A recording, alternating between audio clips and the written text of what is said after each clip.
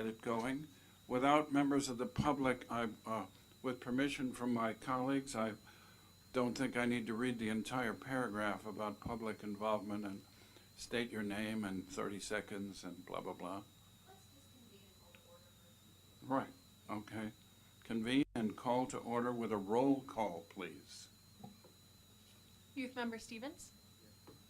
Commissioner McCloskey? Here. Commissioner Heinerman is absent from the meeting.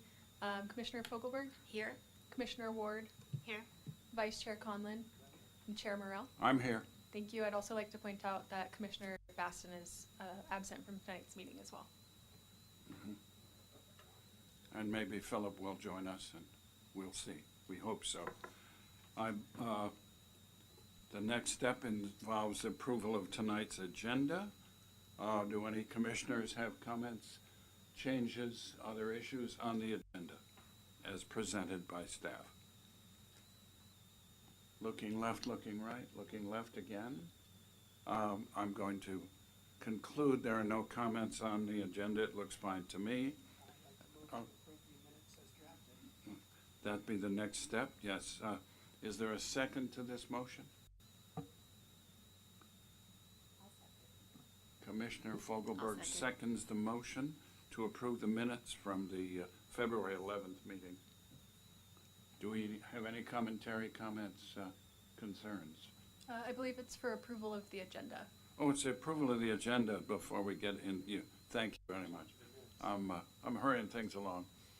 So then let me say I will move to approve the agenda as drafted. Thank you, Tom. Is there a second on this? Norma seconds. Let's hear it. I second. Lovely. Any discussion of a motion moved and seconded? Seeing none, I would call for a vote on the motion on the table. Youth Member Stevens? What? You can say aye or nay for approval of the agenda for tonight. Aye. Commissioner McCloskey? Commissioner Fogelberg? Yes. Commissioner Ward? Yes. Vice Chair Conlon? Yes. And Chair Morrell? Aye. Thank you. The motion passes unanimously. So we'll move next, having approved the minutes. The agenda, oh boy, I'm out of here. The next step would be any comments from the public. Not seeing any public here. We welcome all public that's listening to KSBY, but we can't take comments from them. So I would propose that we suspend the reading of the long paragraph and move right along to approval of the minutes of the February 11th meeting of this Climate Action Commission. Do I have a motion for that action? I'll move on that one. Thank you. Amber and Tom, thank you and thank you. With a motion on the floor, moved and seconded, do we have any discussion? Seeing no discussion, we'll take the vote on this motion. Youth Member Stevens? Aye. Thank you. Commissioner McCloskey? Aye. Commissioner Fogelberg? Aye. Commissioner Ward? Aye. Vice Chair Conlon? Aye. And Chair Morrell? Yes. Thank you. The motion passes unanimously. Thank you very much. So that's taken care of. Now we're moving on to the major agenda for this evening of the ad hoc committee reports, starting with the adaptation committee. I would defer to Vice Chair Tom Conlon for any discussion presentation to the team about the adaptation committee's report. The adaptation committee consisted of Tom, myself, and Philip Heineman. Thank you, Chair Morrell. So, we met, I guess, David and I met initially, and then Philip, David, Annette, and I met later. This is all documented in the report that we filed as part of this packet tonight. We're really just beginning our work on adaptation and realized that two big things are important. One, we need to have a common understanding of the terms and definitions that we're using. And then two, we want to stand on the shoulders of documents and plans and planning activities that are already underway here in the city as well as throughout the county. And in particular, a number of documents we have been alerted that we need to pay attention to these. They include the local hazard mitigation plan. The city has drafted such a document. There's one in force that was drafted in 2021. There's an update to that underway. That's a multi-jurisdiction plan it's subscribed to by jurisdictions throughout the county. And that plan right now public review of that is concluded. There was a meeting here in Sonoma a few months back now. And the Cal OES, the Office of Emergency Services at the state level, is in back and forth with county staff negotiating the details of the draft version of that plan. So that's one that we know is important and has already identified a lot of hazards in our area that we need to be thinking about.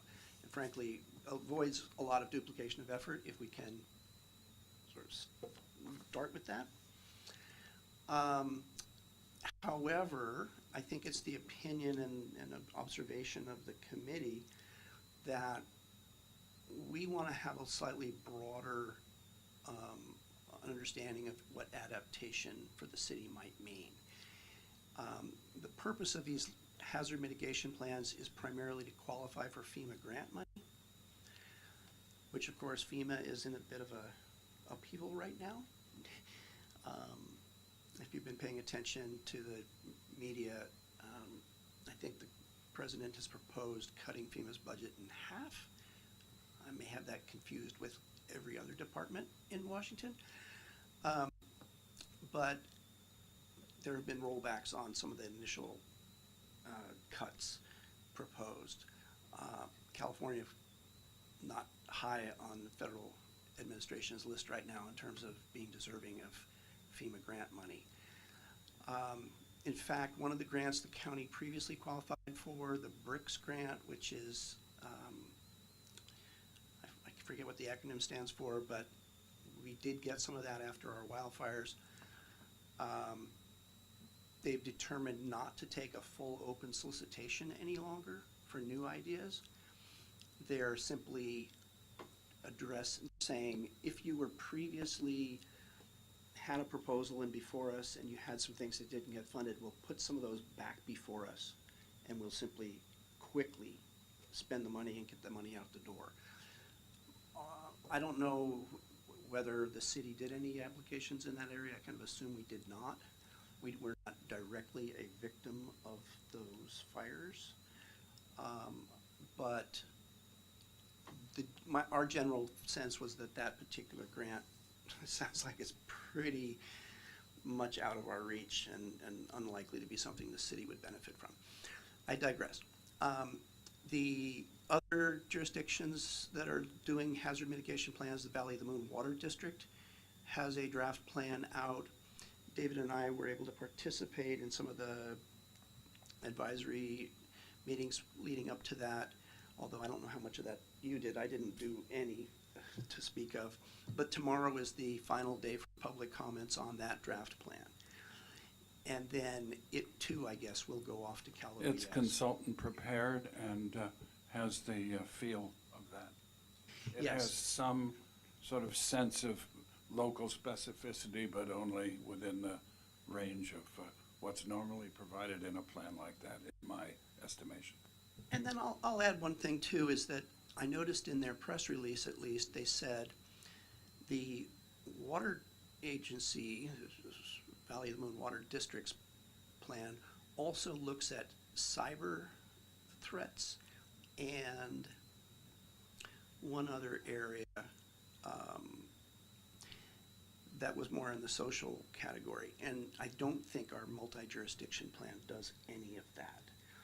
So these are two plans that are ostensibly targeted at FEMA and FEMA dollars and local action enabled by that. But I think this committee and the spirit of our community is we want to be sure we're not missing something. We want our sense of adaptation, we want to have it be broader.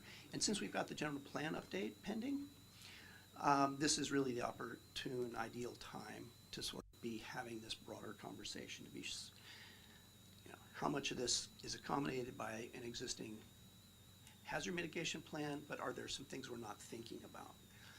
And I'll just add on that, I attended a little focus group that Zeke Baker, he's a professor now at Sonoma State University. Interesting book here, Governing Climate, How Science and Politics Have Shaped Our Environmental Future. One of the things he's thinking about in here is how do we govern this new era of climate governance and geoengineering and climate security. And it's, so he's kind of pushing it beyond the sort of grant funded, let's just check the boxes so that we qualify for grants, trying to take a broader view. So hopefully those will be conversations we'll get into the nitty gritty of in our ad hoc in the next couple of months, and try to bring forward to this body some not so pie in the sky discussions, but some very targeted recommendations for things we're going to want to perhaps make sure are in our either our climate action strategies, to expand the strategies to include some adaptation activities, or put some things into the general plan or to some other city planning documents going forward. Let's see, is there anything else on there? In reaching out to the county about the Cal OES interaction with the county on the multi-jurisdiction hazard mitigation plan, they advised us to take a look at the comprehensive, no, I call it, my acronym is CRAP, the Climate Resilience Comprehensive Adaptation Plan that was done by the Administrator's Office at the county level. And then of course the county. Excellent acronym. Well, it's easy to remember that way, especially since they never actually went out for public comment with that report, which is where I developed that acronym association, because there's some major flaws, in my opinion, in that document. But the other report, the other thing at the county they recommended we take a look at is the general plan safety and environmental justice element, which was recently approved by the county as well. So those are we've got a lot of work to do in the adaptation committee to kind of crunch through these things. It was Philip's good advice to pay attention to definitions, and I tried to do an initial assessment of some definitions we might want to look forward to speaking about more, but that's pretty much sums up what we've done to date, I think, and we hope to have more to discuss in more detail here. We could perhaps, if you guys are ready, we could go into some of that now, but I'll defer to you all. Well, as a member of this committee, I would add to Tom's excellent presentation just a couple of points. We're really trying to look at local focus, what really matters for the city of Sonoma, and with respect to risks that we know exist, wildfire appears to be the major one, and there's real risk there, obviously, as many of us have been evacuated once or twice already. We're also concerned as a climate-related issue with excessive heat. We're intrigued with the idea of a cooling center of some kind that people could use, would use, in many ways would have to use, especially older folks and others who really are sensitive to heat. So that becomes an important issue from a climate driving perspective. We have had some flooding, so that's an issue, but probably a lesser issue than the ones I just mentioned. So it's important to have local focus on this, and to continue to really focus on the climate issues. I mean, earthquake is always a major issue. We've been too long already since the earth moved, so it's time to kind of expect that's happening again. But that's less of a climate issue for a team like this. So that's my thoughts on it. I'll throw in a 2 cents worth. The important thing that I have learned throughout this process is that adaptations means you screwed it up. Now you got to figure out what to do about what your screw up is. It's too late to fix the underlying cause, and that's been a tough admission, but I think we're handling it well. One other thought that came to my mind, and I'm not sure Tom agrees, but I think this is important. As we look at some of the adaptation risk factors, we can certainly consider using them to encourage our local citizens and our visitors to be more sensitive to greenhouse gas emissions and the climate impacts, because some of this stuff is very scary, from fires to the rest of it. So this becomes a driver potentially to get our wonderful local citizens more attuned to the need to move rapidly as we think about 2030 and the fact that next year is 2027 in terms of greenhouse gas emissions. And some of the risks that we're identifying in the adaptation team can be pretty scary, and therefore can motivate people to be to go one fewer mile rather than the extra mile from the point of view of their greenhouse gas emissions. Yeah, I'll just add on that, our original plan really was mitigation only focused, with the theory that, well, if we get ourselves going, we won't have as much adaptation to have to catch up with. And the fact is that we are making slow progress. We don't have the resources to do as much mitigation as we have ambitiously set out to achieve, local, county, region, state, and federal. So, and one of the things that I came across in the state's discussions of adaptation planning is that it's almost always cheaper to invest in proactive mitigation than it is to have to spend money to mitigate or to alleviate harms that have been done after the fact. And we have although the city of Sonoma is not directly affected by Highway 37 and the flooding that regularly occurs just south of us, we have a very interesting resource funding dilemma right now down there playing out.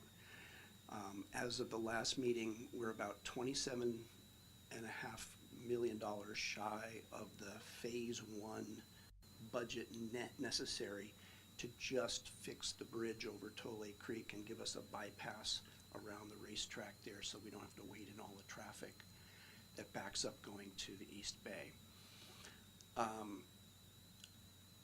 That even if we spend the $150 million plus, I think it's 155 now, and still now that estimate is considered to be probably too low, that phase 1 investment would still not keep the roadway open. And so we're throwing money at these at fixing what's happening as a result of climate mismanagement to date, and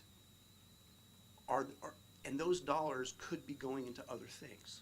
So that's why it's important for us to have a good conversation about what are our priorities, what do we really want to invest in, how vulnerable is this community to, we saw what happened after the fires.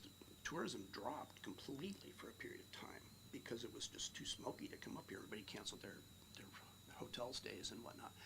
So as we look forward to the future, it's important to sort of balance. Yes, we know that it's expensive right now to fix some of these things, but is that a dollar well spent today as opposed to having to pay $2 in future, at a future time? Thank you, Tom. Any other commissioner comments on the adaptation issue before we move on?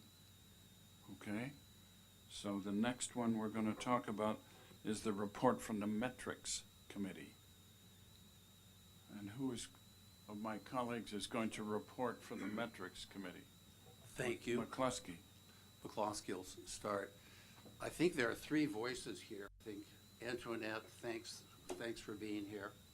Antoinette is supremely talented and could help us with publishing metrics across the line of visibility. You know, we're on this side where we have the metrics, and they cross over to the public.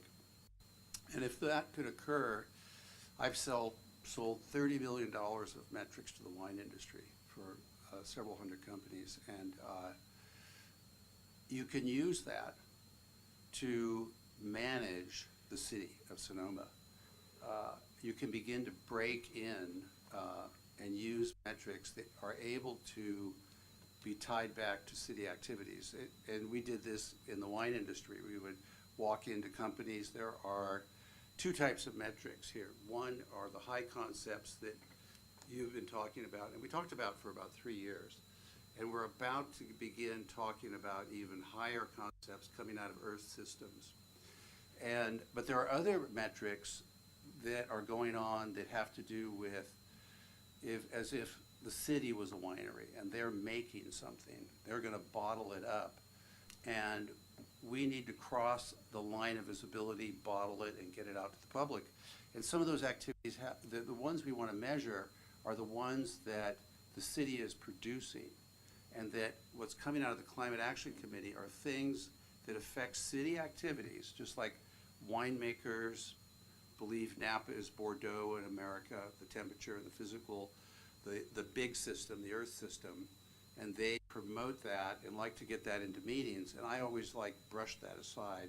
So you can watch me brush aside the high concepts. I understand the high concepts, but they are not being manageable here. We're not able to manage those activities. There are no human beings attached with hourly hours going into this as a human resource. And if the leadership of the city gets caught with high concepts like this is Bordeaux in America, a winery would, you would just get all kinds of mismanagement. What is mismanagement in the wine industry?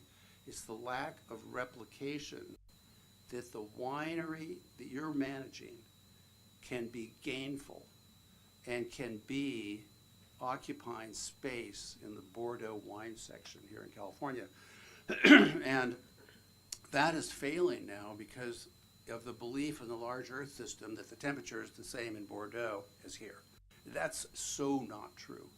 And it was always in the cards that Napa's Cabernet industry will fail, as will ours. This is more Bordeaux in America here than Napa. So when I look at the activities that we're doing, there are some activities we can do to bottle up and present the goals, the KPIs that we have. And those KPIs, I think, let's see, do I have that sheet? Yeah, you gave me this. These are what Travis produced, and they are T1, expand bicycle pedestrian infrastructure. It's hard to get a KPI out of that. But we could do it. There's a KPI that we chose to work on, which we all agreed in January, and that was the T2 electricity personal transportation. And we took the increased EV charging of the multi-unit dwellings. And there's just EV charging expansion here.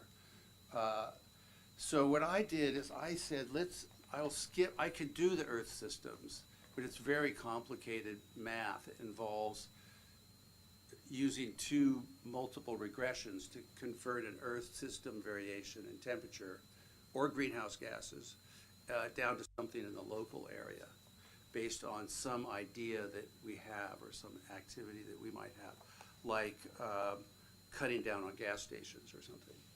So what we did is we met, and there was presented the idea that we could have a web page.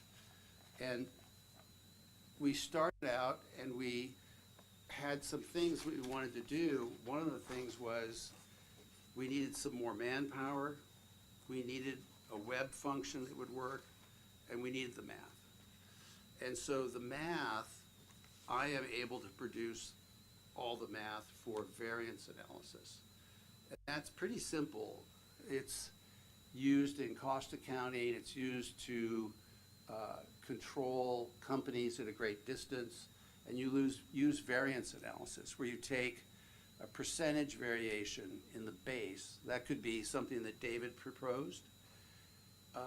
Philip, it could be something that you're working on, and we could look at the base that you propose and look at then the actual at any period in time, May 13th to 2026. And we could ask if we subtract our current gain through May this year from what we said we were going to do, we look at our percentage progress with that. At any point, we do it.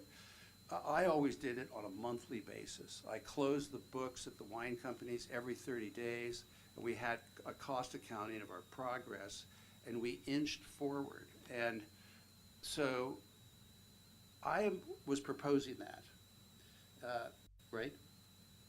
And you agree? And you agree, I agreed to use the KPI that came up came up in a meeting late last year, and we only met one more time. We met every other week at least, and we had lunch, and we exchanged buying each other's lunches, and we had a good time. We talked about kids. You know, we got together, and then in April, we learned that it is no longer possible to have a web page. We do not have the function. Could I get a nod? We can't have a web page at this time? At this time, the website is being updated. Right. And so as soon as we can, I think, I don't want to interrupt your Right. thought, but Yeah, go for it. we don't have anything to publish yet, Right. even if we had a page. And so we've got lots of work to do to Yeah. get to that point. Yeah, so if we could have gotten out of the blocks, I was prepared to do whatever math was necessary to have a spreadsheet. I think we could carry 6 metrics on a single web page, because you have to have column headers, a title, some keys of how you're going to use it. And it would look like a balance sheet used to run a corporation, the balance of the different items that are listed as T1, T2, T3, T4, T5. We can bring some others forward. And then we decided that we would shift and close down the effort that we had been plowing ahead with. And I was not part of all the other activities that went on recently to integrate what we're about to do, which is proposed here tonight, with the county. The county has a climate action effort that Tom is now the chair of, and they want to meld these two with our efforts. And so my sense, based on my considerable experience, is that we don't have enough manpower. We would need to have Antoinette full-time. We need possibly a little bit of a budget. Somebody needs to suss out whether we have the capabilities and the talent to do a website. But and I agree, I will support Antoinette in sliding what is number 4 in their plan. Let me see if I have that here. Gotta find here it is. And they, for this year, are sliding what I was hoping to put at the front of this project. If I was able to do this, I realized from working with Jacob, when we hit the same choke point, that somehow the webmaster or mistress, they came forward and we were not able to publish the cash for turf, right? That just came to an end. And Jacob, I kind of pressed in, and I didn't yet know at that time until Antoinette helped me that we are not supposed to direct staff, city staff, as far as I know. It is not something we should be doing. We should not be meeting with staff and acting as if, given our logic of the patriarchy because of our generation, that we are in charge of anybody at the city. And it's our proper role is to slide over and communicate with the city council and enable them to track the city. They're in the governance area. We are not. And I think it's probably, we're not appreciated when we lean in on projects at the city and gobble up time, possibly. Because we're mostly high concept. We're not really the squirrels and gophers that are going to put data together. And so in my idea is, I will rejoin the job. I think, Antoinette and I rehearsed this. I try to rehearse everything. That we rehearsed that I might rejoin the project when they complete creating new metrics and definitions that they cannot define tonight yet. But if Tom could have some more time with the Sonoma County climate action efforts, they will then bring them to us from that effort. I just want to know, everybody to know transparently how this is working. And given my experience of working with the Cash for Turf, I have my doubts that this can be resulting in a publication of 6 lines of metrics that follow some orderly task. How do you do metrics? How do you get the software so that you can do those, very cheap software, here? And how do you define these metrics and know that's the right answer and proceed forward to get the page up, one page with 6 lines of information and KPIs that I'll say are through T5 and probably one more, T6. And we could try and discuss, and I could try and help, how do we move from an Earth systems and get a number that we could put into our climate action planning that would be the metric that would reflect greenhouse gases or something. You might, because you're reading when you go to COP or you go to any of the international conferences, we hear about greenhouse gases. I would suggest that's far out of the bailiwick expertise of anybody here. Or CO2 content of the ocean. Or, I mean, it's been tied together. There are some elegant studies. But which one do you want to do? We don't know yet. And as we delve into this Earth systems thing, you know, if you go to these conferences, scientific conferences where it's hardball, they just boo you off the stage when you come up with bad ideas and you don't know what you're talking about. So we're starting to enter that area, and we could get scrutinized and be experimenting with the city as a model of a city. So I think I would throw it, it's a good time for me to throw it to you so you can clear up what I said. But I think I'll be back in July maybe. I'm taking a break right now. I want a chance to force Tom to make it convincing, whatever he's going to work on, which I don't think I have the chops to pull it together. But is it something that is really going to work by July 1st? And then I could jump in. We're already falling behind on it, whatever the metrics is doing, by switching plans. So if we switch plans and continue to switch plans, it would be likely we'll fall behind by at least a quarter, and we wouldn't have anything until mid-2027. And we're chopping through time here. We've got 3 years under our belt. Then we have this year, which is going to be the 4th year, and we're headed into a 5th year. So I'm asking, is there a future to this? No offense or anything. It's just, are we moving across a narrow bridge of any type to test all the bugs in the system, like the website development. What's the font size? How many colors should be used? How do we get that information out there and debug it in a small way that isn't a big project?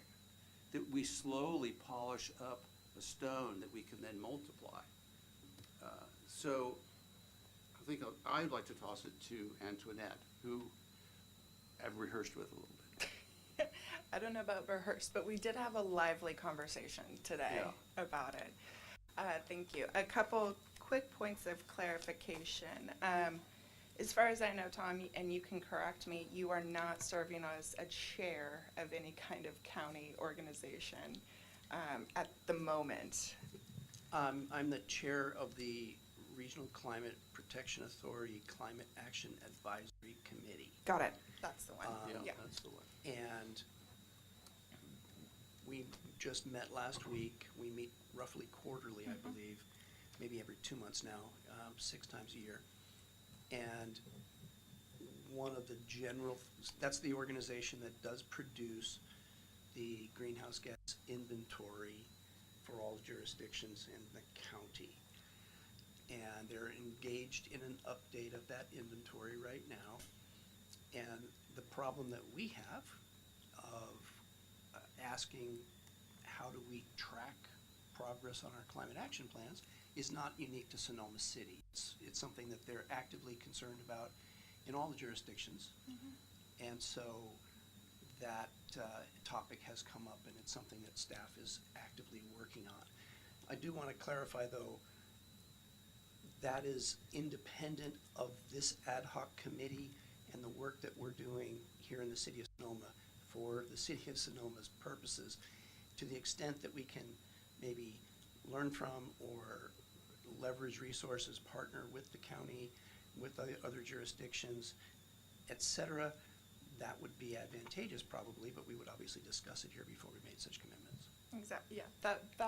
What you said. That's what I wanted to clarify. That you're in an advisory capacity to the SCTCA, our regional county climate department. I was celebrating him in his new chairmanship. But we can celebrate. I think it's admirable.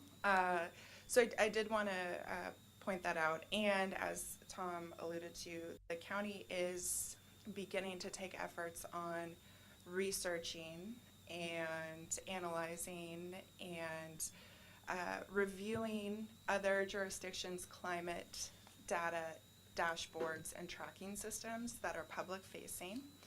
And so that is something that I am working with some of the county staff on and having conversations about different types of software, different ways to represent it, and what are the interests of the county versus individual jurisdictions in the county, and what are their goals. And each jurisdiction I'm learning in this county have, as far as what they want to present to the public, have different sets of goals.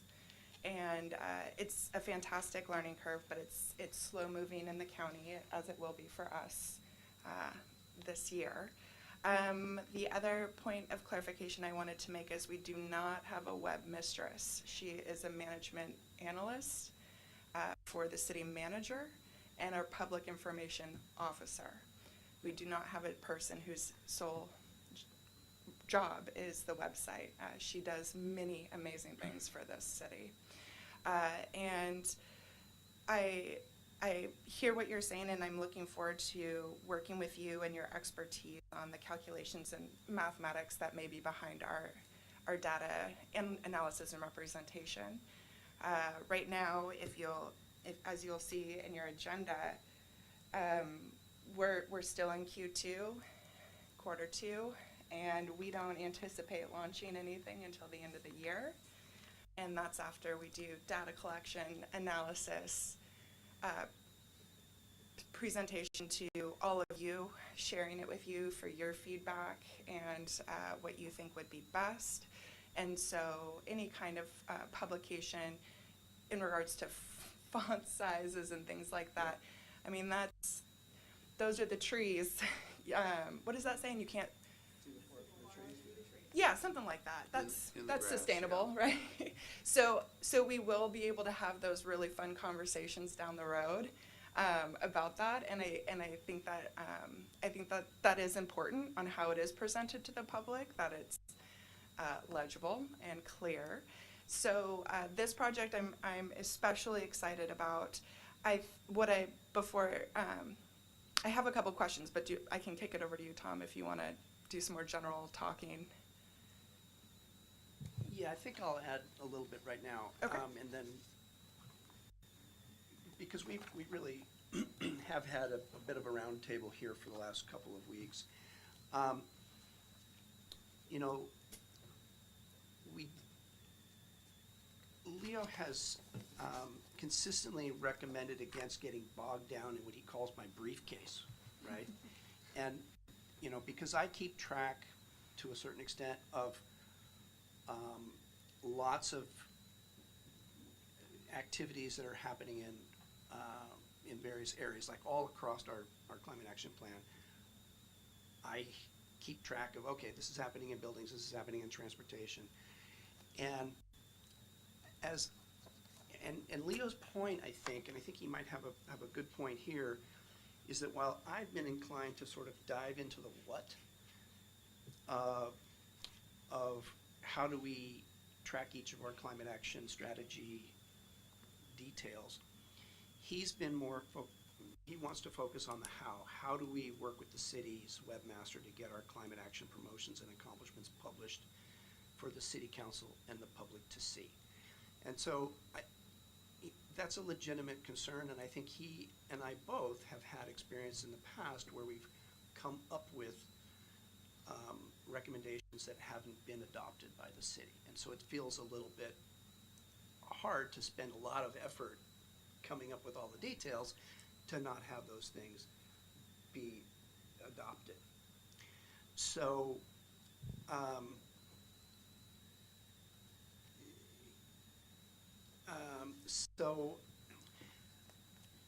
that said, I had understood the mission of our ad hoc to be to just have these initial discussions and to say, we've got 35 things or whatever the number is in our climate action strategy document.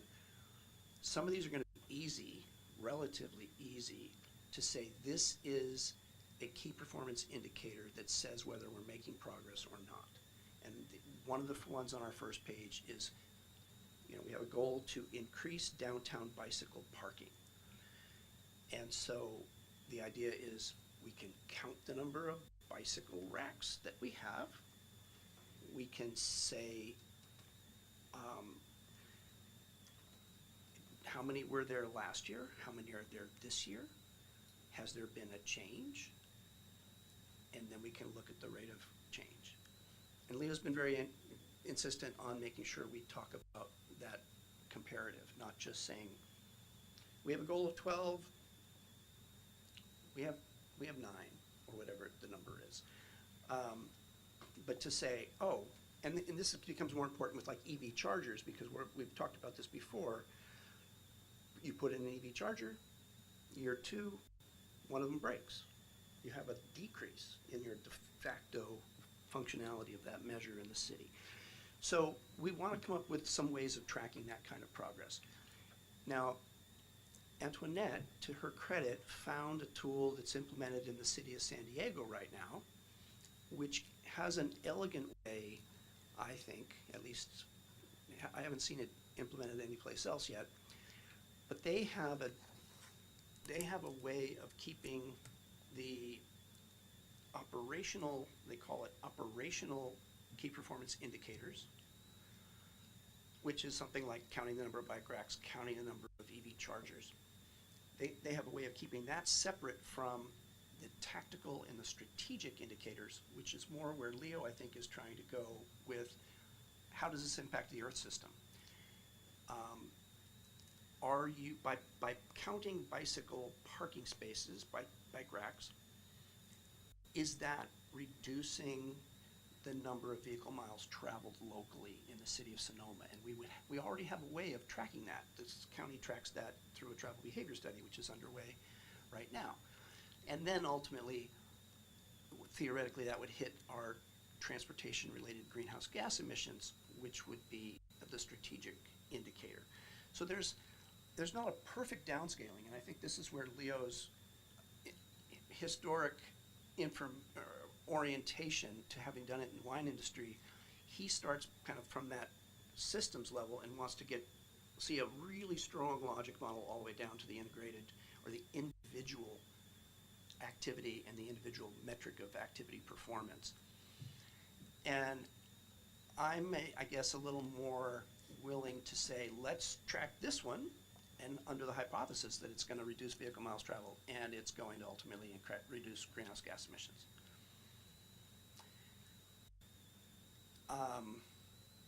We got to start somewhere, is my sense about this. So I think that in our existing climate action strategies, there's probably 15 of them that are really tangible things we could accomplish in the next quarter, of just listing what those things are. Baseline metric, maybe we've got to ask city staff or somebody else what the current count is. Maybe we have to do a few surveys around the city of Sonoma to say, we just had our tree inventory. That's a baseline number we can start with for the tree-related activities. Then, perhaps with some of these third-party tools, perhaps with just our own in-house spreadsheets, we can have some sense of how that indicator is changing over time, and then we can do the variance analysis that Leo thinks we all kind of agree is very important. So that's a lot of words and a lot of maybe some hand waving over here, but I still think it's very doable. And I think that there's some software tools, and certainly the spreadsheet that Antoinette has begun working on, which is a good framework that we've agreed to use to get that conversation started, and then hopefully we'll have something more concrete to show you. I'd hope to be a little further ahead than we are tonight, but that's where we're at right now. And so bear with us. Thank you.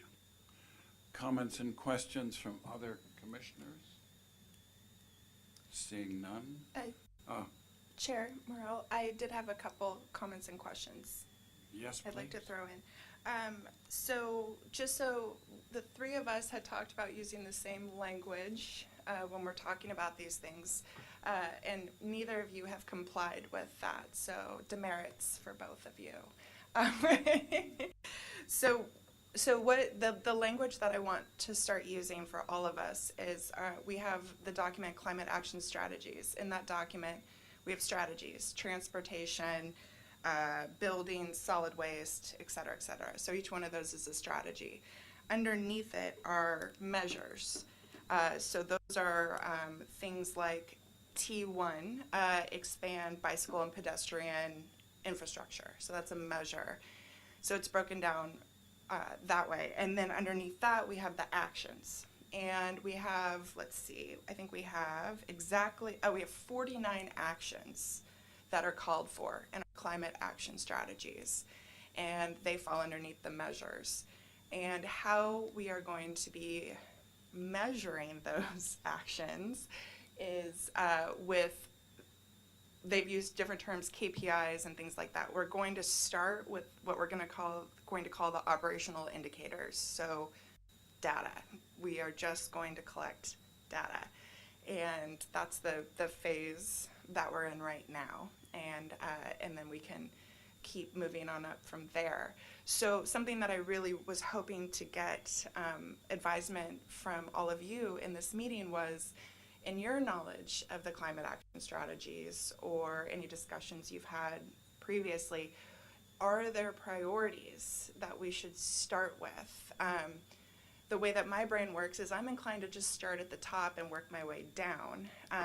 However, that may not be through the strategies, through the list. So starting on page 1 and going all the way down. But that may not be the best idea right now based on the priorities and available data or soon to be available data. What I would love to know is where do you think we should start? Where do you think would be a good action to start with, or a data point, or something that you would like to see sooner than later as we progress through this project?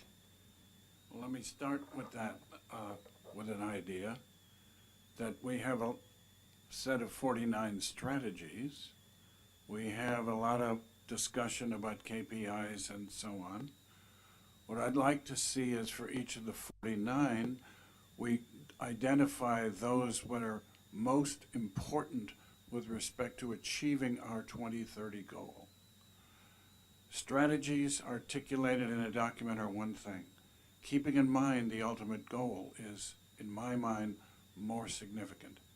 So if we could rank the 49 from alpha to Z, or however you'd like to rank them, with respect to their impact over greenhouse gas emission reduction, as we challenge ourselves to take seriously the 2030 target.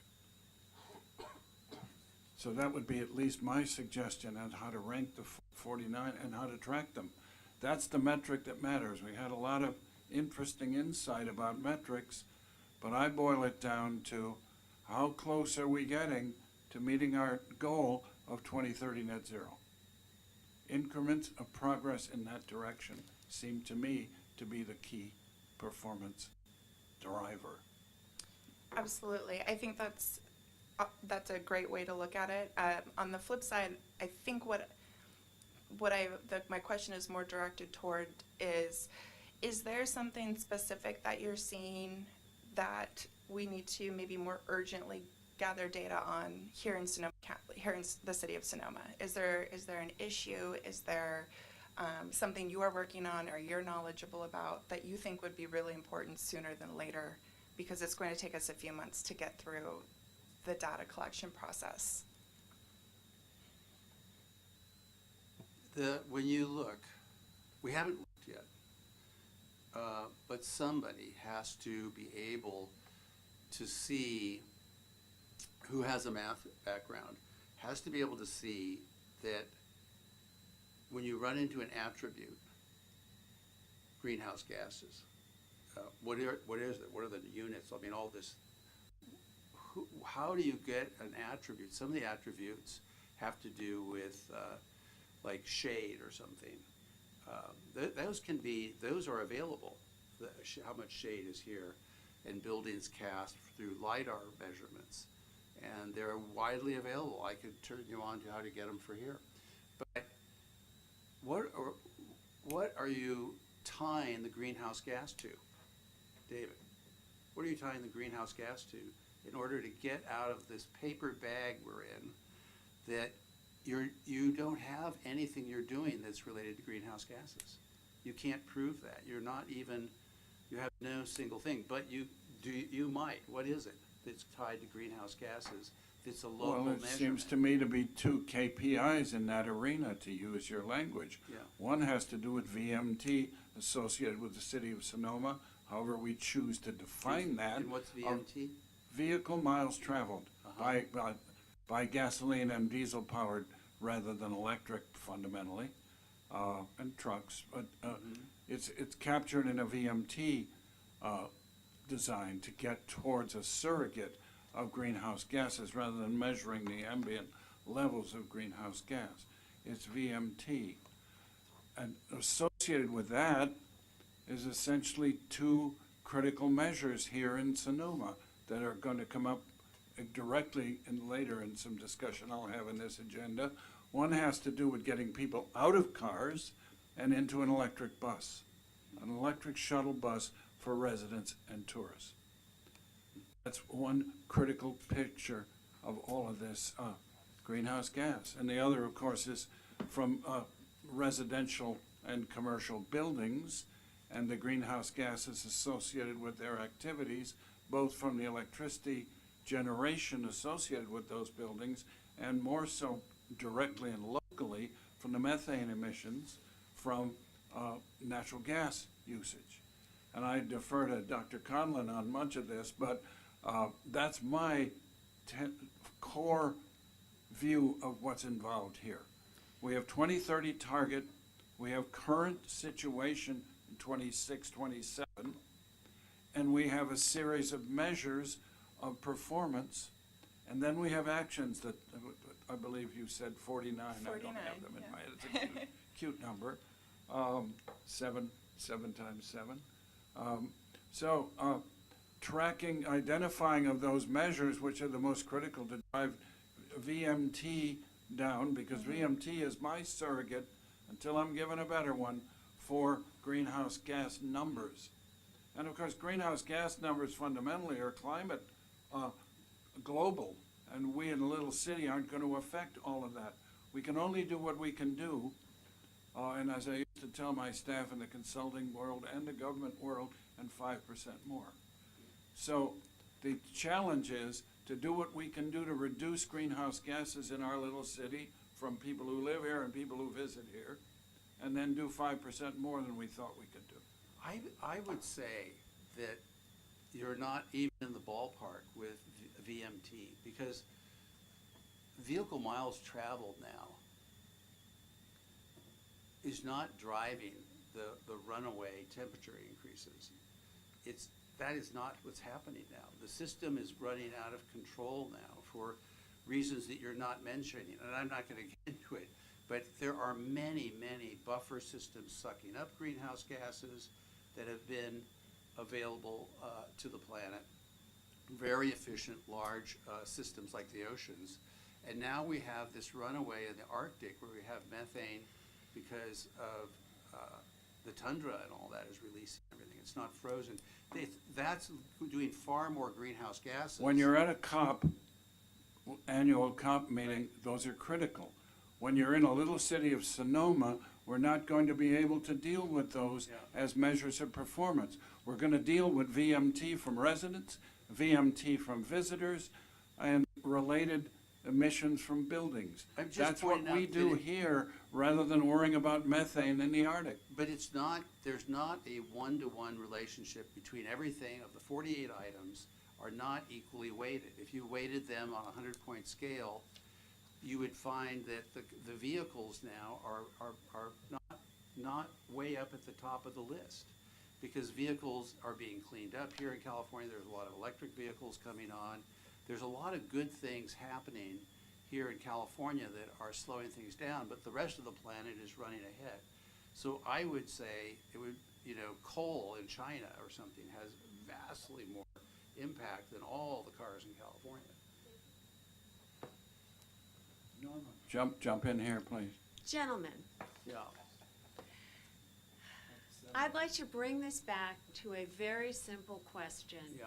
that Antoinette proposed. Yeah. And that is, look at the 49 action items we have and give her the top 10 by Friday. We've all got this. I don't think we need to debate it because it's a matter of perspective and opinion. Look at the 49 items and please send her your top 10. Or just pick one that you like. Okay. That you think is exciting. And thank you, Norma. I did want to jump in and say, kind of related to what David was saying, my goal, our goal, the city's goal with this project is we already have the GHG emissions analyzed and noted in the climate action strategies document. So we've got that, and the county is working on a new GHG report that will be coming out. So yes, that is the main goal of most of our work. But the goal of this project, and one of my goals in my role, is to have transparent communication with the community about what the city is doing towards our climate action strategies. So we told the community in 2024, here are 49 strategies. We have the ones that were prioritized by council noted. And so our goal with this project is to tell the community, so here's how we're doing on these action strategies.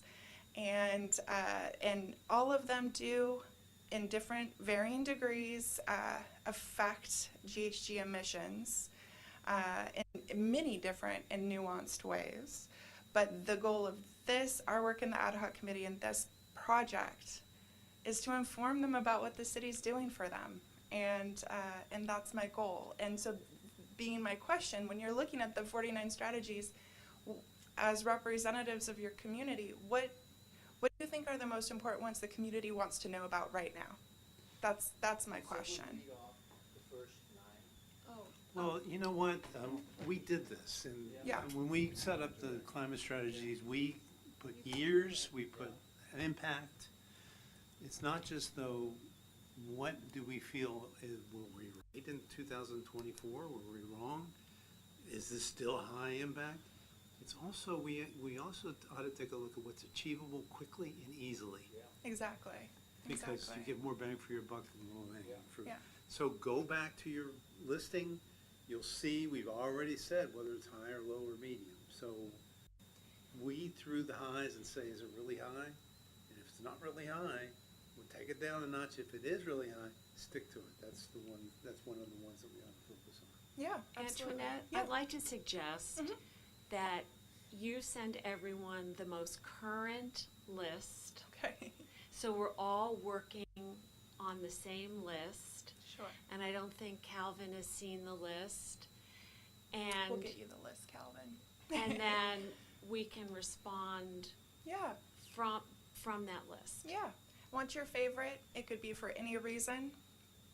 GHG, priorities, possibility of actually implementing, but that would really help us tell the story, because we are going to be telling a story by the end of the year to the community about what the city is doing to solve the climate crisis. I just want to chime in here. You said initially at the start of this, that your inclination is to start at the top of the page. That is actually why we made transportation and buildings the top two categories. And if you go back to our inventory, you see that that is responsible for the lion's share, like over 80% of our emissions in the city of Sonoma. So yes, some of those others might be relatively easy to implement, and they should probably be also prioritized. But within those top two categories, I think that's where we really should be focused. I'm going to add to that as part of this, there's data that's actually accessible, and then there's data we're going to have to make, right? So low-hanging fruit-wise, to practice with, my recommendation is the ones that we can actually access, that tell the story of the implementation of the action that we did. So cash for turf. How many square feet have we done every year? How many, what was that? How many EV charging installation permits did I issue? I can do that. How many linear feet of new sidewalks or new bike lanes or things like that have we put in? Those are things that we should be able to get our hands on from different departments. So we'll look at that side of things. If there's other things that the wish list, I will call it, I'm going to ask Antoinette to talk more about the efforts with the county to create the dashboard. I don't know if you remember, but remember we had a presentation about the dashboard that was currently up, and you can separate, you weren't here yet, sorry, Kyle. But that's currently up on the SCTCA's website. And you can select what city to kind of see where we're going, because we don't have a lot of farms here, but the west side of the county is really affected by ethane gas, and so it's really interesting to watch their numbers. But that is a access, and they already have access to a lot of county data that we don't have access to because we aren't part of that system. Antoinette's trying to get part of that system. That's what she's working on, is to get her fingers into that, and then, because we're so small, right? We need to tap into what the bigger fish are able to do, and if we can utilize their dashboard, even better. So, just wanted to put my 2 cents in there. Thank you. Calvin has a comment. I just had a quick question because I'm very new to all the terminology being used here. When you say by the council, does that refer to the city council? Okay, thank you. Yes, great question. All right. That was a good discussion and a bit of a across the board, discussion of metrics and where we're going with metrics. And the next discussion is the Education and Outreach Committee, which commissioner is going to be reporting on the E&O process. Ms. Ward, from your look, you look like you're ready to go. I'm not sure I'm very ready to go. I was wondering if maybe Antoinette could assist us with, thank you, Antoinette. I'm so sorry. Always here to assist, always. Do you want me to kick it off? Great. Okay. So, so with the Education and Outreach Committee, it was shared with me early on that we are doing an Earth Day event in 2026, and in 2025 the committee did a lot of work and research and prep, and so a big part of our Q1 and beginning of Q2 work was to plan and execute and wrap up the city's inaugural Earth Day event in partnership with the Sonoma Community Center. I'd say it was successful on a lot of different levels, and really sets us up for any future sustainability events. We had some great feedback, we had great attendance, some amazing conversations came out of the event, and of course some lessons learned, which I'm working on compiling right now from our partners and participants in the event. And that being said, for the ad hoc committee and your work, which is one of the things I'm really excited about, is we are going to be working together on identifying existing events for the rest of the year, and how the city can support and be involved in more activities and events around the county and by other organizations and CBOs and things like that. And there are some specific programs that the city has already in place that need a little bit of extra marketing and focused communication, and so the ad hoc committee is going to support on some of those. One being the Cash for Turf rebates that we are going to do a relaunch of, and some other fun rebate programs that need to be shared with the community. There's help and resources out there, but sometimes people just don't know it's there, and we just need to help them. And so that's a general look at the rest of the year, is calendar planning focused on programs, and then anything that the ad hoc committee deems to be important that needs attention. Then we can take steps from there. How'd I do? Okay. Amber, anything to add to that excellent presentation? I don't think so. I think she hit the nail on the head. First half was truly Earth Day, and it was informative for us. I think we still probably need a nice debrief, and us to, as an ad hoc, to meet again to refocus ourselves after that. But I think it was really helpful to see what the community wants and needs, and interacting with them in that way was, I think, really helpful for us to get out of this space and see what the public is looking for from us as well. And my understanding is that as a follow-on to the excellent event at the community center, the management of the community center has expressed a strong interest in a monthly climate presentation of some kind, working presumably with the ongoing E&O committee of this team. So they are eager to participate on a monthly basis, which will keep the imagery and the understanding that climate is not something we're just waiting for someone else to do, but something that the little city of Sonoma is taking seriously. Please, Norm. I'd like to take a moment and acknowledge Calvin for your work on Earth Day. Calvin joined us for the entire day, 9 to 5, and was so helpful. And I want to say thank you on behalf of John and Amber and Antoinette and I just want to say congratulations on getting it done. I know it was a heavy lift. I kept telling her the whole time going, that's a heavy lift. Are you sure you want to do all that? So I'm glad that it happened. I'm sorry I wasn't there. I was visiting my 97-year-old grandma in Oklahoma. So, enjoying the weather out there. But I do want to say congratulations on that. And I did see Kevin's hand. Just one second.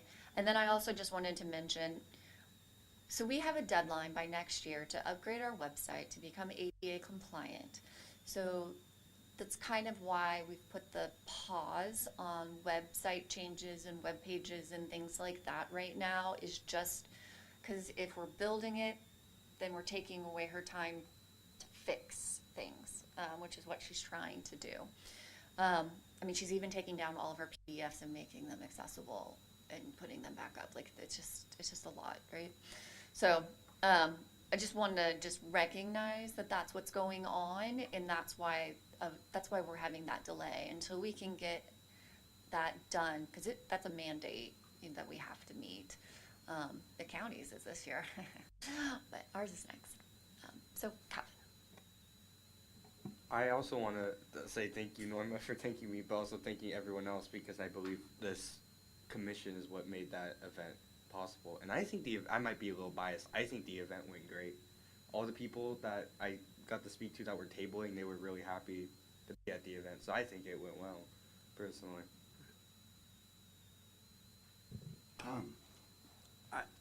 The question, I've done a lot of these kinds of events, and so the question I'm always asking is, did we get the bang for all the effort? And especially with the proposal that maybe we'd go to monthly or some other repetitive nature of these events, that's where it's really easy to get in the mode of just, oh, we're doing events, we're doing promotions, and we don't actually hit the ground with action as a result of that. So I look forward to you guys drilling into that as hard as you can and making sure it's worth your effort. I trust you know what I'm talking about. What was the demographic? What age group? We will absolutely have metrics and some demographics. Just generally, it was all ages, and it was diverse. And I think it was a really great representation of the Sonoma community. I'm from Napa County, and so as I'm learning more about the Sonoma community, I think it was an excellent representation of that. And I think combining with the Sonoma Community Center's Trash Bash brought another group of people into the mix who maybe wouldn't be inclined to go to an Earth Day event. And we had the TED Talk style speakers, and then we had activities and food and games and things like that. So I think with the diversity of the event itself, we had all types of people, and there were some great conversations coming from it. We had a professional photographer there, and many other photos were taken. So we will have a photo album put up somewhere on the city website or on social media, and we'll be writing an internal report to gauge what the indicators and metrics of the event were, so that on our next one we can be sure that we're optimizing, which is really important. I do believe that events like that, though, you can't really measure feeling part of a community sometimes. You can in different ways, but I think you could tell people felt like they were part of a community. I felt like I was part of a community, and I think that's really important, and then generates metrics we can track, but just that feeling of community and being a part of something and wanting to learn about the climate challenges we're having, I think is sometimes not measurable. Norma, I don't know, I'm stumbling over words. You're very much more eloquent than I am on these things, but that would be my response. And I think too, Tom, I mean, you were with us last year when we did the movie screening, which I think was the topic and the screening and the conversations in that theater were really captivating for folks.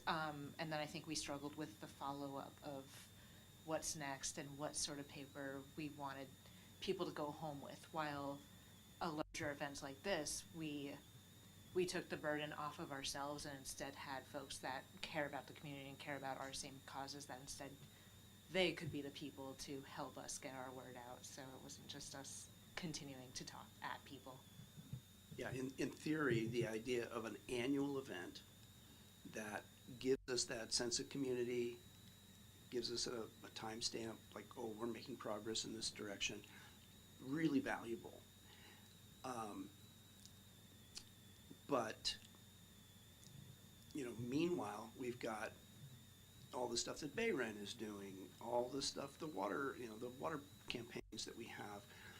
And those are where we're gonna put the literal points on the board in terms of our underlying metrics. So having those things fit together well, that's the special thing that is hard to do. It takes extra effort beyond just the annual event. So it's a lot of work. I appreciate it, what you've done. All excellent comments. Other comments on the E&O process as it's evolving? Anything in terms of next steps that the E&O team has in mind before we move on? Getting a meeting on the calendar so that we can decide how to focus, and I think especially after hearing what the other ad hocs are trying to accomplish and focus on, that's helpful, that's beneficial. I mean, I think I had forgotten to take notes, but there was something the adaptation team had said about trying to lean on what is going on in the public already to, my notes were really bad, but there was something I noted on that, and using the public to help us with our adaptation goals as well. So that's our next step. Excellent. Thanks. Other comments from the commission as we're moving on? All right. We're then moving to calendar item 4, items for discussion. 4.1 begins to get us into the Climate Smart EV trolley update.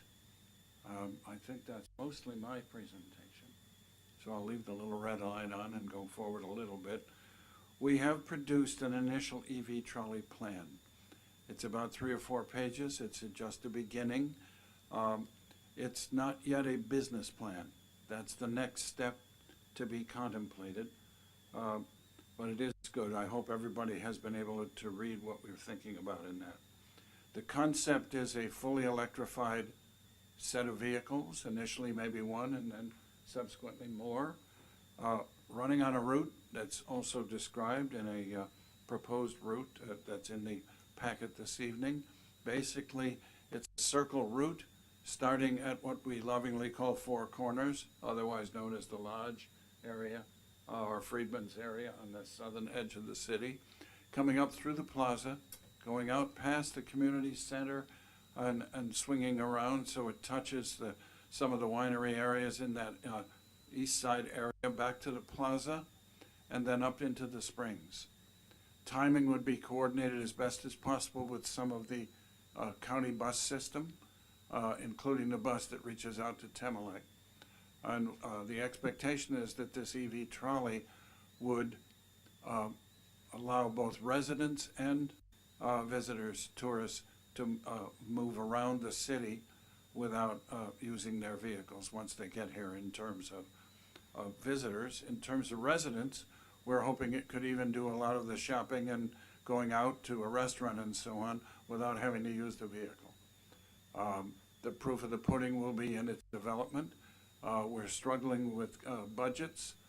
There have been some, on the nonprofit side, some donors with whom we've had private discussions who are local donors in the community who are quite excited about the concept as a starting point. In discussions with some experts, including some members of the city council, though less than the brown number would require and cause me even more trouble than I'm usually in, we're being encouraged as a commission to develop a full-blown business plan. And that probably requires a consultant of some kind. I had hoped to have budget discussions this evening. That didn't happen. Not thrilled about that, but life moves on. And as a result, we're not able yet to come forth with a specific budget request for a consultant. I have reached out to one recommended to see what, and it's a she, what she might offer in that regard. There are also some expert nonprofit organizations who think about these issues, and we're going to be reaching out soon to them to get more detail. Basically, we need a business to step forward and agree to sponsor this, to know enough to how to buy a bus. We've identified a couple of pretty interesting electric buses, how to maintain it, how to hire employees and manage them, how to insure a bus and employees and so on, all of the issues that a business will have to do. The financing issues become critical. Is it a free bus? Is it charged? There are models. I've been looking closely at the Laguna Beach model, which is really an exciting model, not on the electric side, but on the quality of a bus system. It's a much larger city. And interestingly, and this is my other sort of related point, the Laguna Beach bus system is supported largely by parking fees. And it is my view, and I believe Commissioner Conlon, an expert in greenhouse gases, agrees with me, the two most critical ways in which we can hopefully achieve our 2030 target or come damn close are an EV shuttle and parking charges in and around the plaza, neither of which is controversial, of course. So we don't mind controversy here at the Climate Action Commission. It's our it's our other middle name.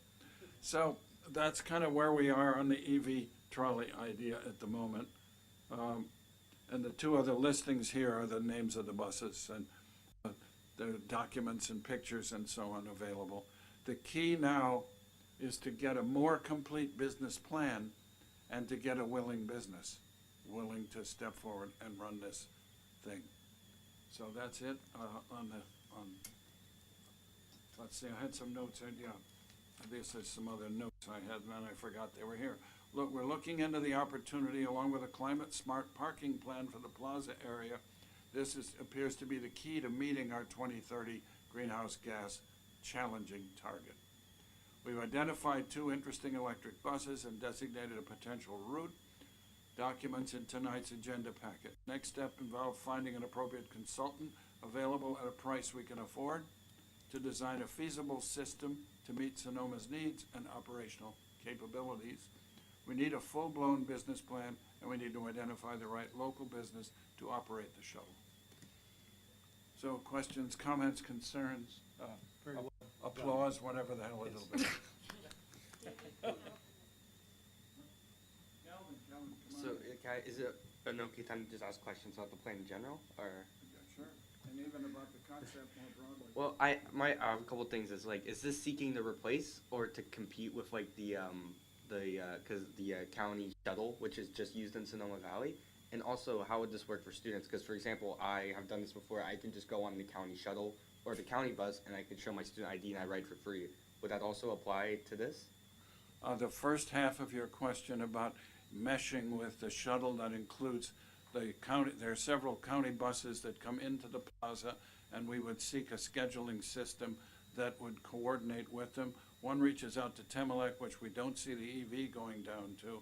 Others reach up into the springs that supplement, and we'd try to look at timing so that the gas or diesel bus would go at a different time within the hour. So those are, we would link at the plaza with the bus system. With respect to free students or veterans or other issues like that, that's way ahead. We're not anywhere near that amount of detail yet. I would love to have it free for everybody. It's probably unrealistic, given the financing needs, but that would be ideal to encourage people to use it. So that we're way away from getting into that level of detail, that's for sure. The key is to find a local operator and then to raise enough money to get started. We're looking at about $500K minimum to play, so this is not penny ante stuff. And you need to deal with charging, rates of charging, how many miles you go before you need charging, which drives how many vehicles you need, or how often you can meet the schedule. as in a lot of things, the devil is in a lot of details, and a lot of devils in a lot of details. But it's terribly important to me, this commission take this seriously, and this city take it seriously, and we should be leaders in this regard, and not the last city in Sonoma County or northern area to have a full-blown climate-smart EV shuttle. No, just that. Do you mind if I jump in, Chair Morrell? I would be thrilled to have your intervention. So I think that for a project like this, there are a number of things that we can gather to help with our presentation and to tell the story to City Council. So things that could be found in a feasibility study, having an experts consultant look at the route, look at the needs of the community and the areas in this community, who will be using the shuttle, how often will they be using the shuttle, is it going to be equally focused on residents and tourists, or are we going to lean more towards one sector or the other?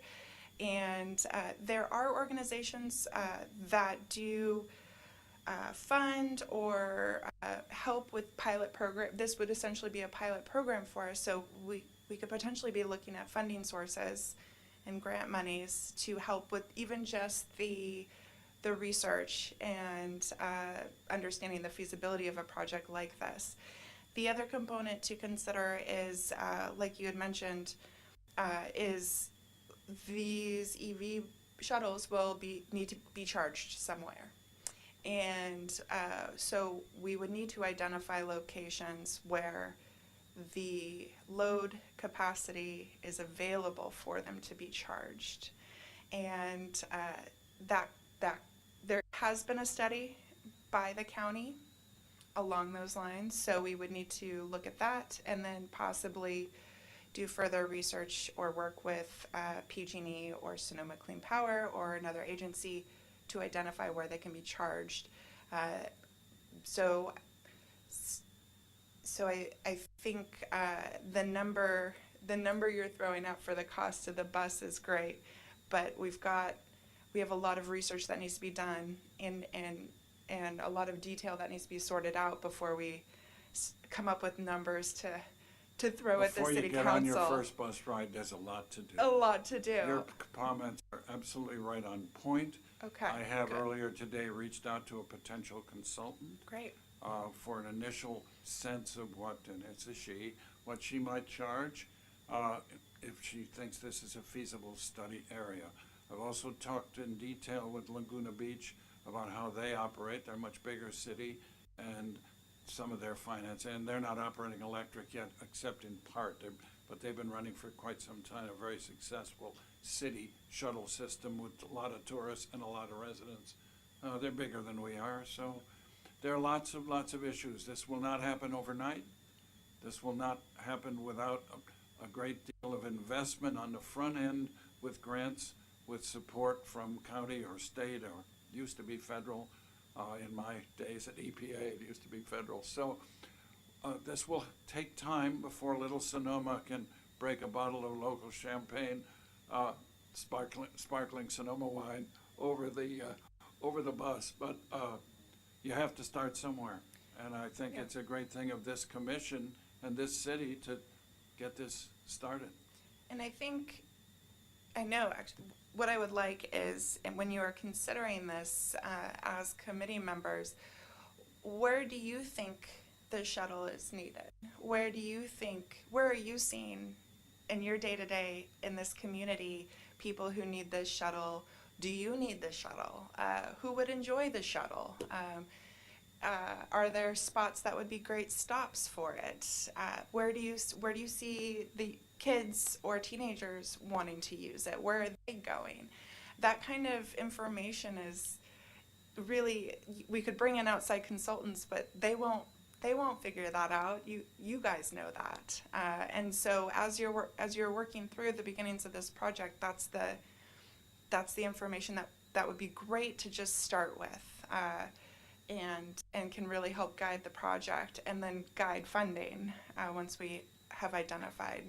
One way to areas. outreach these very good points would be to work with both of the local newspapers to do a story, a pair of stories on this, and have people write in and respond in some efficient way. If we had a website, that would work. If not, is there other efficient techniques that can be applied for them to comment on those kinds of excellent questions? Now that we have the first draft of a proposed route and a proposed design flow, we can get people to comment about what they want, and that will begin to build some excitement around the area's first EV shuttle. Let's be ahead of San Francisco and other fancier cities. So Palo Alto doesn't even have this yet, so let's go ahead and beat them to the punch. Tom? So thank you, David, for bringing this before us, because we haven't seen this idea articulated as much as it is in our packet tonight. And it brings to the surface a number of thoughts for me. Calvin asked the question, what about competition with the existing bus service? And what surfaced for me reading through it is we don't find the existing bus service to be meeting the community's needs. But we don't want to compete and overlap with the existing 30 shuttle, which is already subsidized by the city directly, as well as funded by the SCT, Sonoma County Transit. But the way I look at this problem is maybe we could redesign the shuttle route that serves the neighborhoods of Sonoma Valley and make a proposal to the Sonoma County Transit that says, you guys continue to do the intercity bus function, but let's work together to figure out how to do free service more effectively in Sonoma proper, Sonoma Valley proper. I think Temelec is a long way and maybe outside of what we think of as the core. Yeah, that's why I didn't propose to take the EV down to Temelec, but to use the existing bus and to try to reach timing that would link to it in some way. But the existing bus to Temelec, what is the ridership? Antoinette says we should do, we could do some anecdotal data collection on what people think is important. We have the travel behavior study. We have cell phone based data. We know where people are traveling throughout our community. So if we tap Adam Garcia and BC CAPS in Chris Barney's department of SCTCA, we can get that data to inform your consultant as to where the existing travel is and how much of that might be potentially able to be stolen by the bus system. How many trips could be offset by the bus system instead? Can I ask, what about the SMART train? Is there a connection for Novato or Petaluma to Sonoma? Can I answer that? Yeah. So Councilmember Lowe has been very good, I think, in terms of advocating in her capacity throughout the county to try to ask that question. What is the SMART train doing for Sonoma Valley? And right now that's a real problem. It's not doing much for us here. But this intercity concept that I just brought forward, if we could improve that. The other point I want to bring forward is there's a local community member, Jen Palladini, who almost, I think, single-handedly, I want to give her most of the credit for this. Her kids started going to school near Sonoma State University at the Credo High School. And Jen sat down and drew a map and said, well, here's the existing bus, and here's the route that would benefit the Credo High School students who are currently commuting over the hill in cars. And I looked at that route this morning myself because I was going to Sonoma State University, and there is a daily bus that leaves at 7 a.m. from the plaza. It goes to Sonoma State and it comes back here, and I believe there are 39 students. 39 people a day are using that route. It's a very big success. Yeah. And it was started by pretty much a single community member thinking it through, making a proposal to SC Transit. It works for everybody, and they're students, so they're getting to ride for free because of the free subsidy program that we have put in place. through county funds as well as now Go Sonoma funds. So I think that we could do this. The other points I want to bring forward on the plan are, we are on the cusp of automation, and that's going to dramatically change the budget if we can do that. There's a Contra Costa system in place that is fully automated. It's not as ambitious as what you're proposing here. It just runs between 2 or 3 stops in a kind of a 2-mile radius. But it's been apparently successful to date. And then, the existing bus does not serve the east side of town at all, and yet it goes all the way down to Temmelec. So are we really doing equity in our community if we're not serving the whole community? So I think the next, it's right, this is a ripe conversation to be having, so again, I want to finish where I started, just thank you for bringing this forward to us. Thank you, Calvin? Tom. A couple of points on that. Did you have Jen questions? Palladini, based on the experience, who I know well, based on this experience, joined the board of the Sonoma Ecology Center and is a very active SEC board member, which is a really great thing. You mentioned Sonoma Clean Power. We've had one discussion with a great deal of interest with an advisor to them, not with a direct board member, but there appears to be some interest. We haven't started any real fundraising yet, including that. And another somewhat related but really rather different approach would be an electric vehicle that would be available on call to designated points. It's a bit of a dial-a-ride kind of thing, but it would be not to your home, but to designated points around the city, and it would shoot out and pick them up. That's also stolen from Laguna Beach.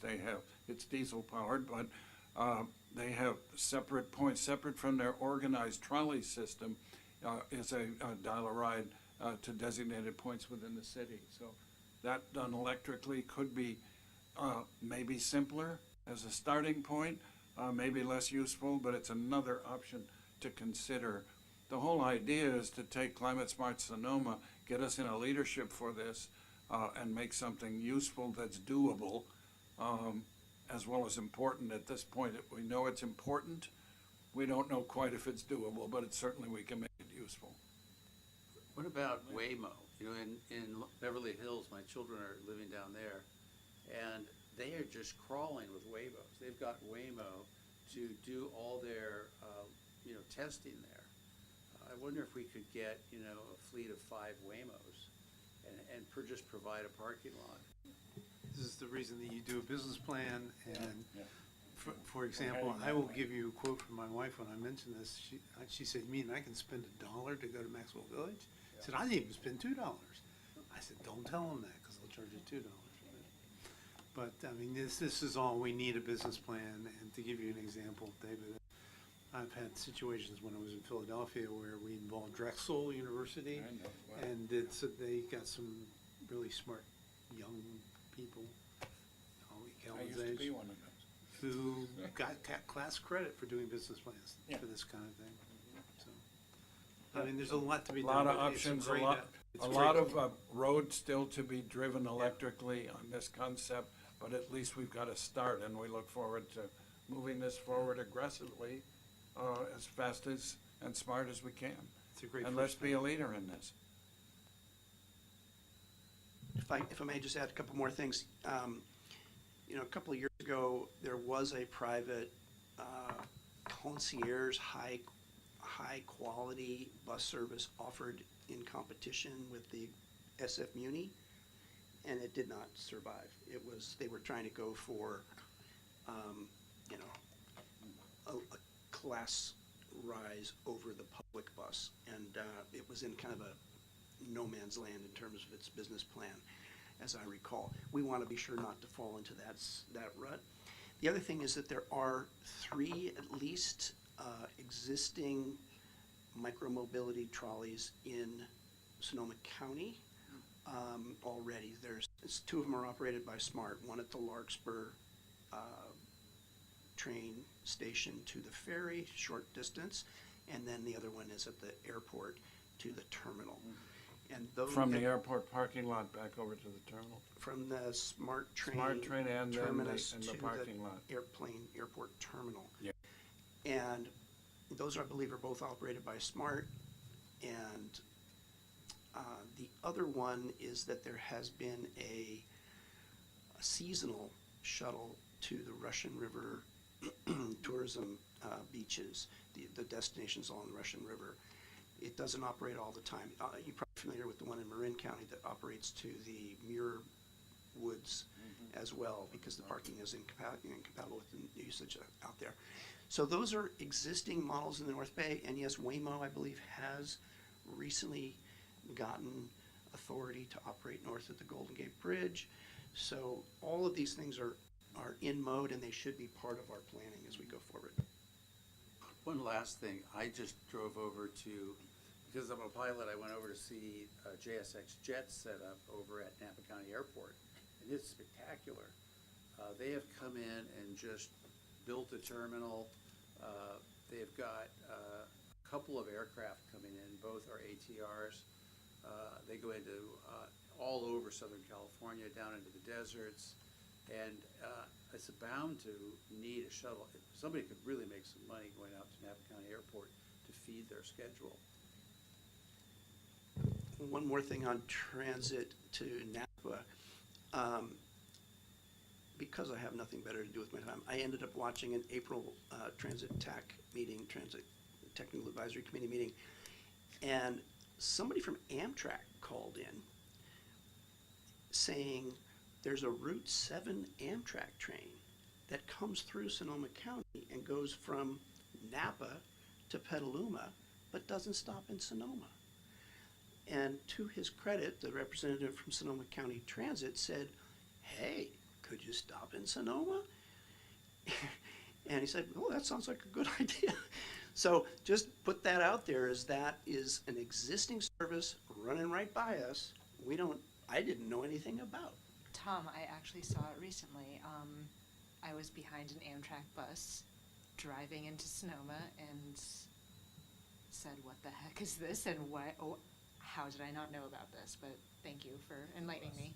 It's It's a bus, yeah. It was an It's Amtrak bus. it's a regular diesel bus, but yeah, it's a Amtrak service. Right, but remember, we used to have bus service between downtown Napa and the city of Sonoma, so that we could actually, Antoinette wouldn't have to drive a car over here, and that doesn't exist anymore because ridership was so low. But this is another service. Now, David Ripperda, representing SCTCA, did say, well, you're driving right by the park and ride lot where the roundabout is now. You could stop there. That's not serving the community very well. It could work. Maybe somebody on their electric motorbike could get there, but that wouldn't be anywhere near as big a win as if we had it stop at someplace closer to downtown. Calvin, jump in. I was actually I didn't know about the Amtrak bus, which is good to know, because I was actually about to bring up earlier about how the only bus that goes to Petaluma is during the week. But the thing is, most riders want to go on the weekend. And something else, I think, when it comes to renewable types of transport, something is to look over at New York, and I think San Francisco is to adopt as well, where they have bikes, where you can get a bike at one location, ride to another, and then drop the bike off. And and someone else can do the same thing. Yeah, so the county right now, SCTCA, has a request for $1.8 million out for grant funding to expand the Redwood Bike Share program, which currently serves just the SMART corridor, just the backbone of the town, of the county, and down into Marin County as well. But yes, if we had some last mile solutions here, that would be valuable. And that's what Councilmember Lowe has been really asking for, could there be some improvements between connectivity between Sonoma Valley and the 101 corridor? We don't have it anymore. Yeah, and what Sandra's looking for and what I'm proposing certainly fit together. They don't necessarily compete, except maybe for money. One interesting sidebar, I had a good discussion with the gentleman in Laguna Beach who ran their program, And he said, "You're catching me on one of my last days because I've been hired away to run the transit system for the Olympics." So he's taking the Laguna Beach learning into trying to make a pretty electrified approach to the LA Olympics. Yeah, and just to wrap this up, the partnering with the county, or in this case Amtrak, the federal government, we might be able to come up with a new share of where those routes run, because right now we have the county trying to do it all, a shuttle and an intercity route, and yet we've lost our bus to San Francisco. We used to have a bus to San Francisco. I remember it. Nobody else remembers it. But the bus to Napa has also, and then Petaluma is not well served on the weekends.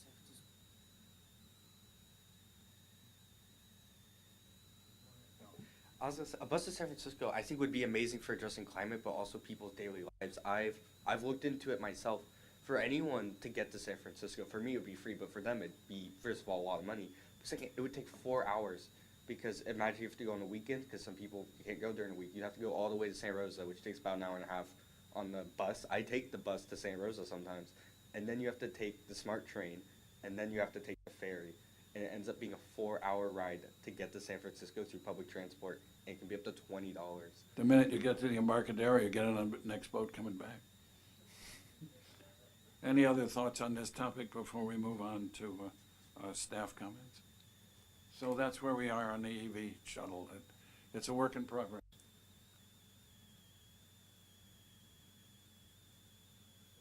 City staff, comments and announcements. Okay. You're on. Hannah, do you mind turning on the presentation? Technical assistance from Hannah here. So I just wanted to give you all a quick update of what I've been working on and what's to come.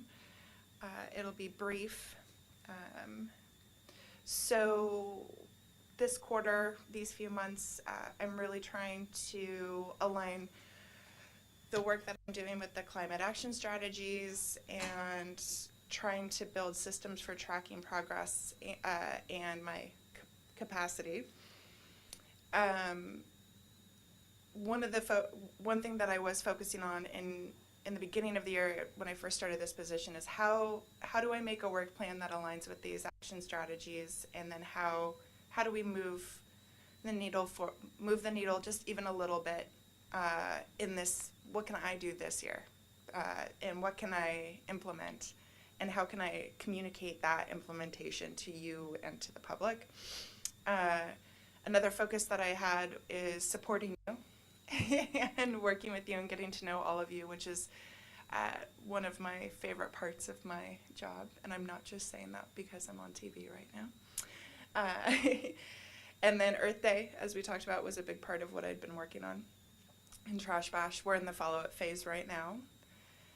And the grant and program research, it's been research heavy for the past few months, and now that I've identified a few strong grants and grants that we already have been awarded that need a little bit of revival, I'm ready to start moving forward on those, and then preparing ideas to put in front of you as far as grant applications or grant opportunities that I've identified might be possible for the city of Sonoma.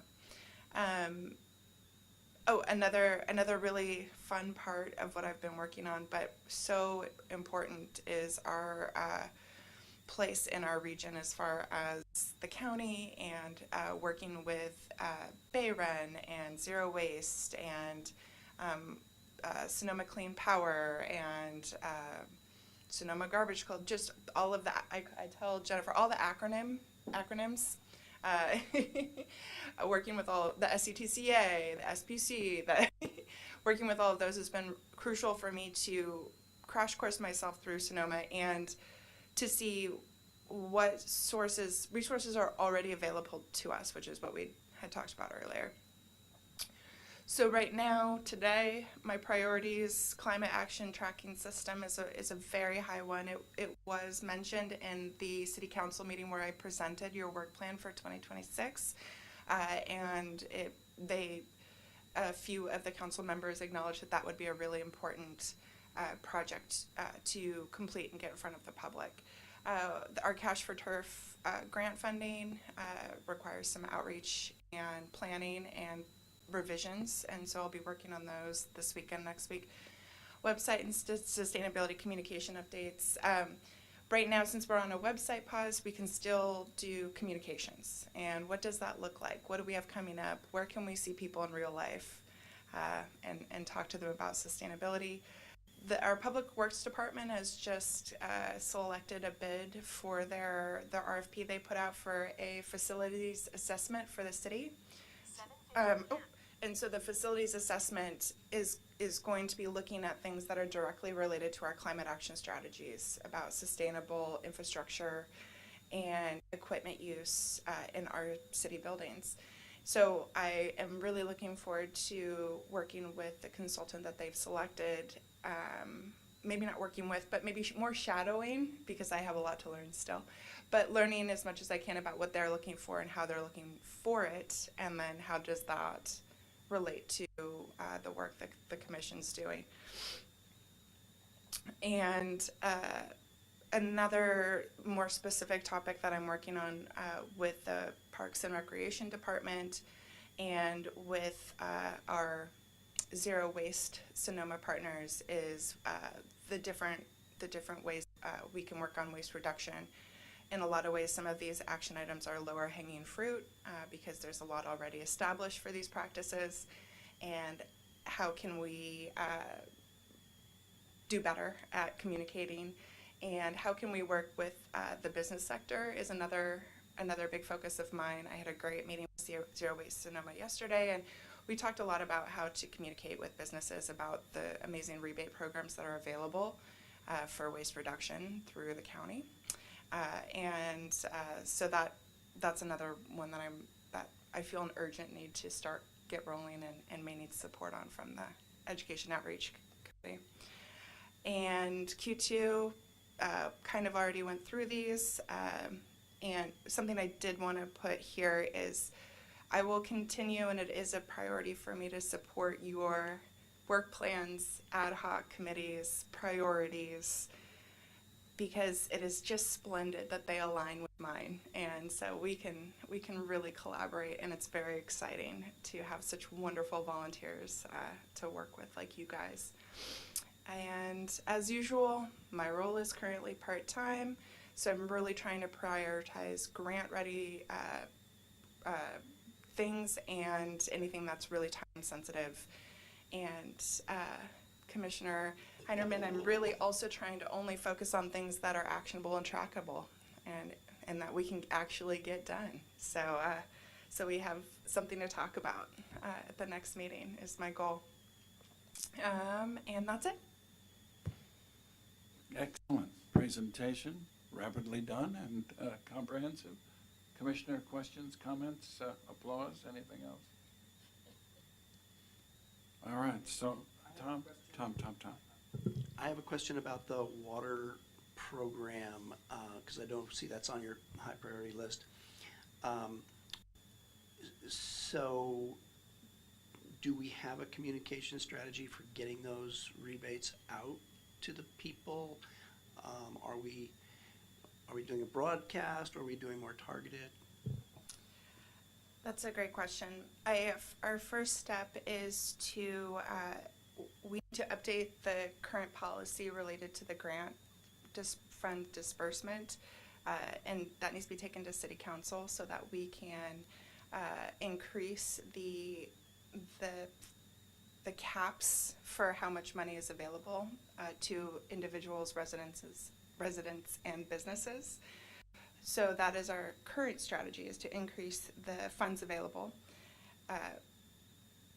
for each application. And then once we do that, the goal is to do some very targeted outreach to some businesses, multifamily housing developments, and some residences here in the city that will use a number of ways to identify, but it may be having a vibe of door knocking so that we can reach our goal, our square footage goal for the turf replacement. I think that makes a lot of sense, even though it may not be the most equitable way. It's the best way to get lots of points on the board quickly, especially if we have grant funds that are going to disappear soon. Yes. So people, you know, we have had the information on our website forever. We have had this program available for people who need it. We have done over time better or worse in terms of making sure people are aware of these opportunities. But now it's time, I think, to go out and hit those biggest customers where the real impacts could be accomplished. So I'm in support of raising the per applicant threshold. And let's see, the other, so maybe some bill targeting, you know, 'cause we have the data as a city, so that's just my idea. Absolutely. I am having conversations with Sonoma Water, and so they have data available, and then the grant facilitators also have information and data available that we can use for our targeted outreach, and hopefully we can get a couple big fish and hit our target. I mean, one of the things we noticed is that there's a lot of east side of Sonoma water intensive gardens that are beautiful, but it would be wonderful to have people in our social circles, if we could have some stories to tell, if we had a participant. I know that in the past, Sonoma residents, businesses have been featured in countywide promotional information in the Save Water Partnership, but I haven't seen anything local lately, but maybe that trash fashion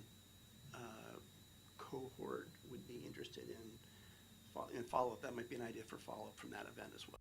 Absolutely. I think one of the challenges that has been communicated to me is that many people, residents here in the city who wanted to take out their lawns and put in something else already have. And so then the question is who hasn't, and do they want to, and how much lawn do they have? And hopefully we can gather that data and do some targeted outreach to them. I happen to be one of those happy consumers of this program many years ago. Great. Probably more than 10 as the clock ticks by. We pulled our grass and got a little bit of cash back, and we're now all native plants and much lower watering and much nicer. Not being a golfer, there's no need to have all that grass. The plants are great. Yeah. Alvin, go for it. Speaking of cash for turf, as you mentioned how cars also lead to emissions, one of the biggest causes of emissions in America are lawnmowers, because we're constantly mowing a non-native, fast-growing grass, and so we're buying gasoline lawn motors, and it's in some areas like San Francisco, it can actually be worse than cars for lawns. The constant mowing parks and front yards and backyards. Staying on water, I guess Ashley Cotter's been working on the Urban Water Management Plan update, but I haven't seen a draft yet. Is that not yet available? Are we kind of keeping track of that? The draft is not available yet. I haven't even gotten a copy. I got 2 pages of it today, just to make sure that they were using the correct information, but I think we're in admin draft stage right now, so hopefully soon. Great, just glad to hear that we're on top of that, because that's going to dovetail with this work. And my general plan. Do we have any other staff comments this evening? Excellent presentations. Hearing not, we're going to move to item 6, and we're doing better than the timing in some of these meetings, thank goodness. Commissioner reports and comments. If we could start with commissioners who have items to report. Commissioner Fogelberg has an item to report, I do believe. So I would like to share my thanks to our city staff and my fellow commissioners this is my last commission meeting.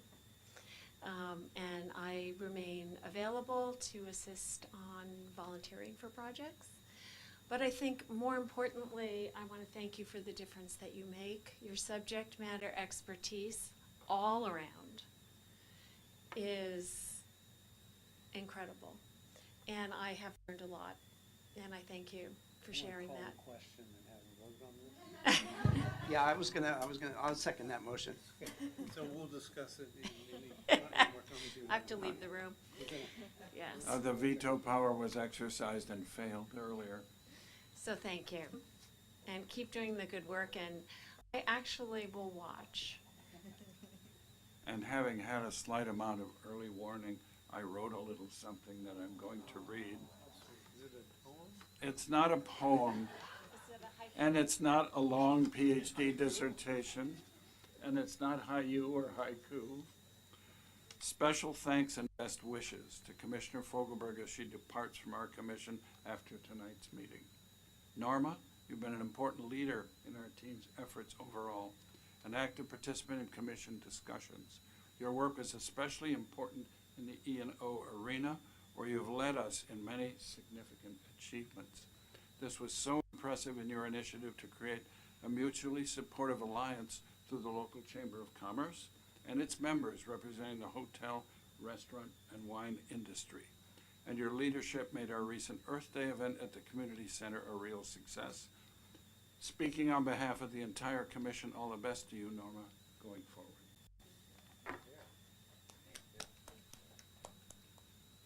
And I think if there are no other comments, that's the right way to close tonight's meeting and bid of a farewell to Commissioner Fogelberg. I'm working on it. There once was a woman named Norma, but I haven't gotten the rest of it.